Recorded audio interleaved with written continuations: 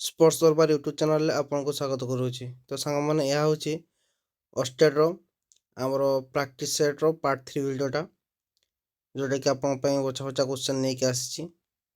ତ ଯାହା ବି ଏବେ ମୁଁ ଆପଣଙ୍କ ସହ ଆଲୋଚନା କରିବି ବା ସେୟାର କରିବି, ତ ସବୁ କ୍ୱେଶ୍ଚନ୍ର ଆନ୍ସର୍ ଦେବା ପାଇଁ ଆପଣ ଚେଷ୍ଟା କରିବେ, କାହିଁକିନା ଆଉ ଅଳ୍ପ ଦିନ ମଧ୍ୟରେ ଆପଣଙ୍କର ଅଷ୍ଟେଟ୍ ଏକ୍ଜାମ୍ ହେବାକୁ ଯାଉଛି।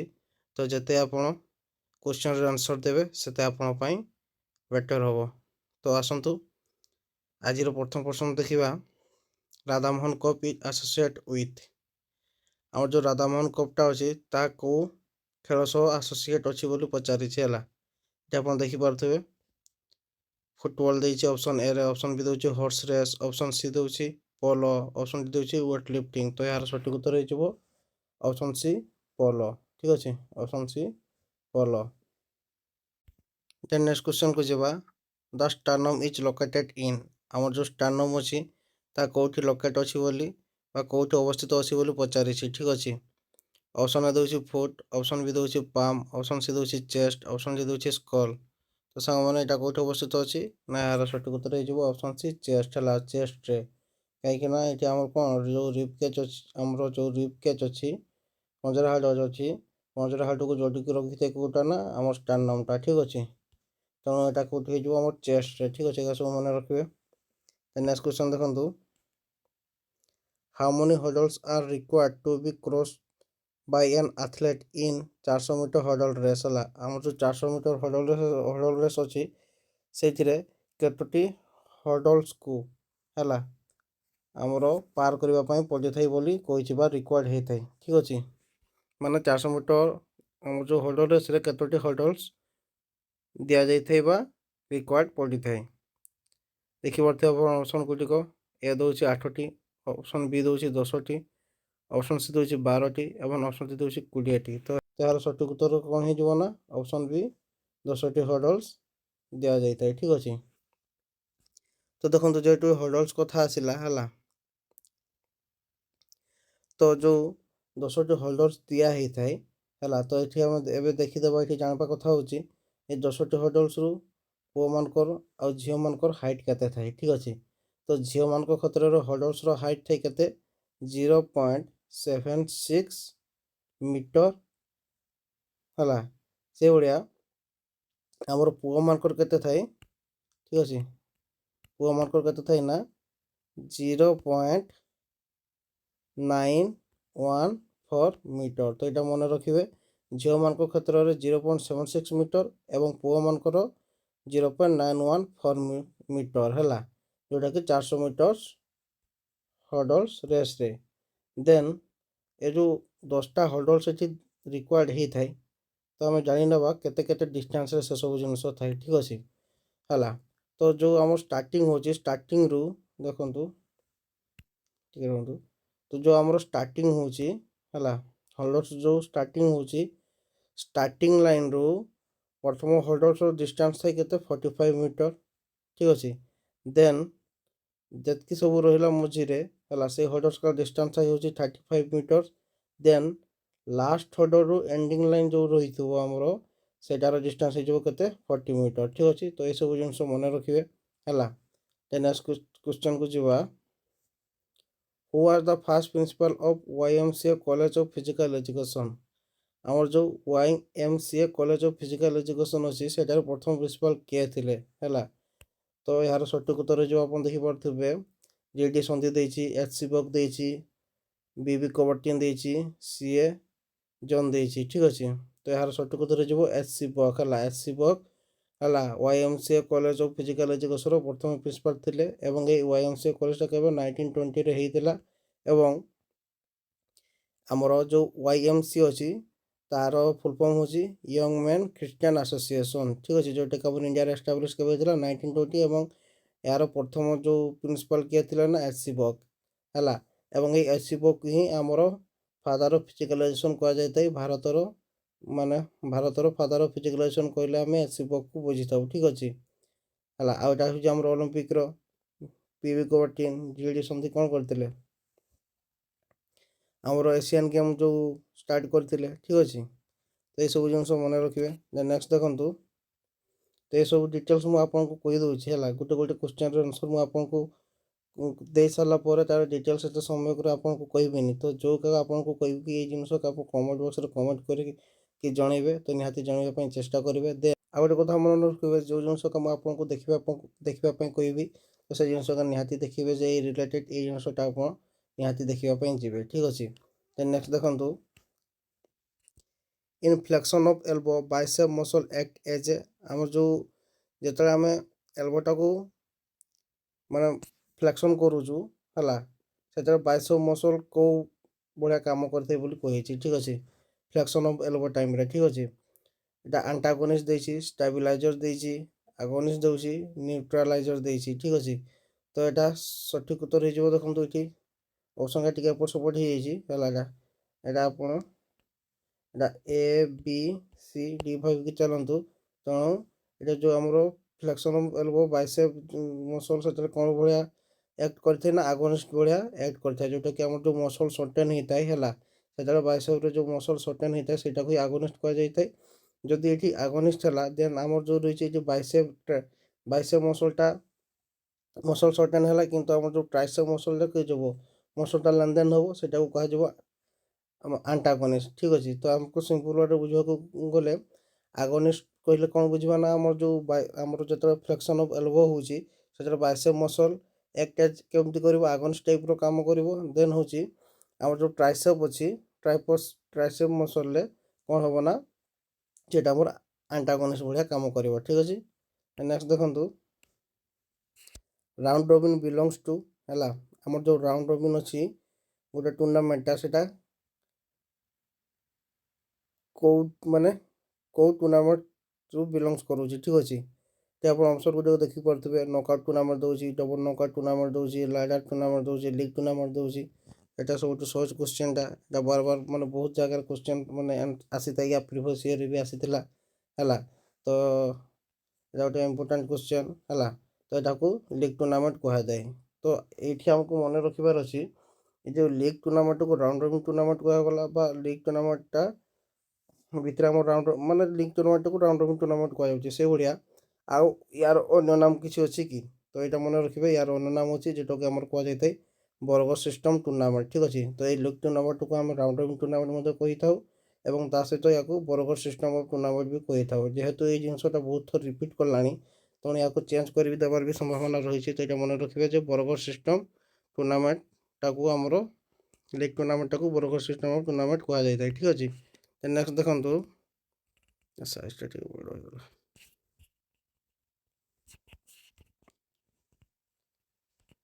देन नेक्स्ट क्वेश्चन देखो which one is not a method of drawing fixture है ये जो चार्टा ऑप्शन देखिए चार्टा ऑप्शन मध्य कौटा गोटे मेथड नुहे फिक्सचर तैयारी करने है गेम रोटे फिक्सचर तैयारी करेंगे तो कौटा गोटे मेथड नुहे कही है आप देखिपे ऑप्शन गुड़िक है तो यार सठिक उत्तर हो कौन ना सर्कुलर मेथड है सर्कुलर मेथड बोली किसी ना है कि जो साइक्लिक मेथड अच्छी टेबुलर मेथड आउ स्टेयरकेस मेथड अच्छी एक आम जो लीग टूर्नामेंट रे पिक्चर बनवाई यार जो माने फर्मुला व सूत्र अच्छी यहाँ को प्रयोग कर ट्रिक्रे आम पिक्चर बन था लीग टूर्नामेंट ठीक अच्छे तेना सर्कुलर मेथड यहाँ हम ना नेक्स्ट देखो how many hurdles are to be crossed in 300 metre triple chase race आम 300 मीटर ट्रिपल चेस रेस कतोटी हर्डल्स थाई बोली कही ठीक अच्छे तो यहाँ यार सठिक उत्तर हो कौन सांग मैंने ना ऑप्शन सी 28 + 7 28टा हूँ हर्डल्स आउ 7टा हूँ कौन ना आमर जो वाटर क्रॉसिंग थाए ठीक अच्छे यहाँ मन रखिए 28 + 7टा जोटा कि आम 300 मीटर ट्रिपल चेस रेस थाए नेक्स्ट देखो pre competition meal should be high in है आम जो प्री कंपिटिशन माने आम कंपिटिशन पूर्वर आम जो मीलटा नेबा सेटा आमर कोटार माने कौ जिनसटा आम अधिक परिमाण नवा है कार्बोहाइड्रेट्स फैट्स प्रोटीन फाइबर्स तो सांग मैंने यहाँ होमर ऑप्शन ए सठिक उत्तर कार्बोहाइड्रेट्स आम अधिक नहीं कहीं आम खेल पूर्वर जेकोसी खेल पूर्वर आम जो कार्बोहाइड्रेट नवा तेज आमको सी एनर्जी प्रोवाइड कर जाचु आम कौन ना कार्बोहाइड्रेट आमको एनर्जी प्रोवाइड करें तेणु आम जेकोसी जिनस एक्टिविटी करुचु कौन सी गोटे कंपिटिशन भाग नापी जाऊँ ता पूर्व आम कार्बोहाइड्रेट माने खाइबा निहाती आवश्यक ठीक अच्छे। ନେକ୍ସଟ ଦେଖନ୍ତୁ release and reverse technique R related two ହେଲା ଆମର ରିଲିଜ୍ ଆଉ ରିଭର୍ସ ଟେକ୍ନିକ୍ ଯେଉଁ ଅଛି ଏଇଟା କାହା କେଉଁ ଇଏ ସହିତ ରିଲେଟ୍ କରୁଛି ହେଲା ସୁଇମିଂ ଦେଇଛି ସର୍ଟପୁଟ୍ ଦେଇଛି ବେସବଲ୍ ଦେଇଛି ଜାଭଲିନ୍ ଦେଇଛି ତ ଏହାର ସଠିକ୍ ଉତ୍ତର ହେଇଯିବ ସର୍ଟପୁଟ୍ ଏଇଟା ମନେ ରଖିବେ ରିଲିଜ୍ ଆଉ ରିଭର୍ସ ଟେକ୍ନିକ୍ଟା ଆମର ସର୍ଟପୁଟ୍ରେ ୟୁଜ୍ ହେଇଥାଏ ହେଲା ଦେନ୍ ନେକ୍ସଟ ଦେଖନ୍ତୁ ଡକ୍ଟର ବିସିର ଟ୍ରଫି ଇଜ୍ ଆସୋସିଏଟ୍ ୱିଥ୍ ହେଲା ଏଇଟା ଡକ୍ଟର ବିସିର ଟ୍ରଫିଟା କାହା ସହ ଆସୋସିଏଟ୍ ଅଛି ଏଇଟା यार सठिक उत्तर हो ऑप्शन डी फुटबॉल सहित देन नेक्स्ट देखंतु who said sound mind in A sound body है किए कही sound mind in A sound body ठीक अच्छे तो यहाँ मन रखिए यहाँ गोटे इंपोर्टाट क्वेश्चनटा यहाँ मैंने आसी थाई तो एथर भी आसबार संभावना अच्छी तो यार सठिक उत्तर हो ऑप्शन बी एरिस्टोटल है ये मैंने ये लेखा का भूली जाइए ए बी सी डी हिसाब से यहाँ हम यार सठिक उत्तर हो ऑप्शन बी एरिस्टोटल ठीक अच्छे नेक्स्ट देखंतु which of the following is not related to football है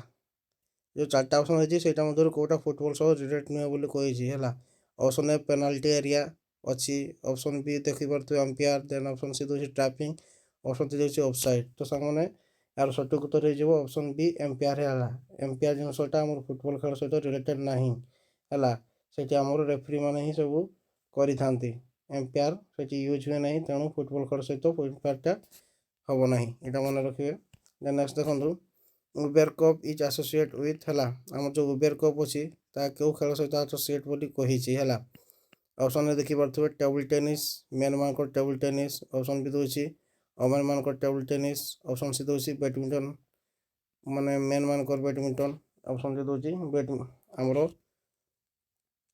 महिला मान बैडमिंटन खेल सहित उबेर कपटा एसोसिएट होता है बोली कही ठीक अच्छे तो यार सठिक उत्तर हो ऑप्शन डी बैडमिंटन को माने महिला मानकर जो बैडमिंटन करती से उबेर कप कह जाए है तो उबेर कप जेहेतु आसला ए विषय आप किसी जानी नियंतु जोटा कि क्वेश्चन आसबार संभावना अच्छी है तो आम जाणीगलु जे वमेन मान बैडमिंटन खेलटा माने उबेर कप सहित लिंक रहा देन आमर रही जो थॉमस कपटा पुओ मान सह लिंक रसोसीएट रहा तो ये जो उबेर कपटा है यही कपटार नाम उबेर ही कौन रखागला कहीं ना तो देखो जो फॉर्मर ब्रिटिश वमेन प्लेयर थे कौटिकार ब्रिटिश जहाँ नाम कौन थी ना बेटी उबेर नाम यही कपटा को रखा जाता जोटा कि केवे स्टार्ट होता है उबेर कपटा 1957 ठीक अच्छे नेक्स्ट देखो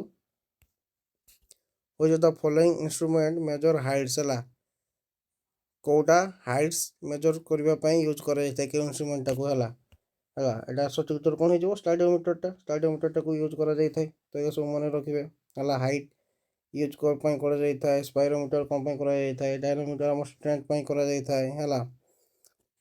देन स्पायरोमीटरटा आम जो लंग्स एयर आसूँ इनहेल के परिमाण करेल के परिमाण कर जानापी ठीक अच्छे तो यह सब जिन मन रखिए देन नेक्स्ट देखो which one is not the principle of sports training तो सांग मैंने ये जिनस का मुझे ब्रीफली आलोचना करूनी ये सब क्वेश्चन मुझे नहीं आसी तो आप क्वेश्चन गुट पढ़ु है एवं आंसर देवाई चेष्टा करूँ है आउ कि जो दरकार पड़े मुझे एक्सट्रा जिनस कहूँ एवं आउ कौ जिनस आप माने एक्सट्रा आउ जिनस आप देखिकी जी से जिनस भी आपको बतेबी ठीक अच्छे तो ये देखो which one is not the principle of sports training कौटा स्पोर्ट्स ट्रेनिंग गोटे प्रिंसिपल नुहे है ए दूसरी principle of overload option B दूसरी principle of individuality option C दूसरी principle of stop and go and option D दूसरी principle of specificity तो सांग मैंने यार सठिक उत्तर हो option C principle of stop and go यहाँ जो स्पोर्ट्स ट्रेनिंग प्रिंसिपल भितर जाऊनी बाकी जो 3टा रहा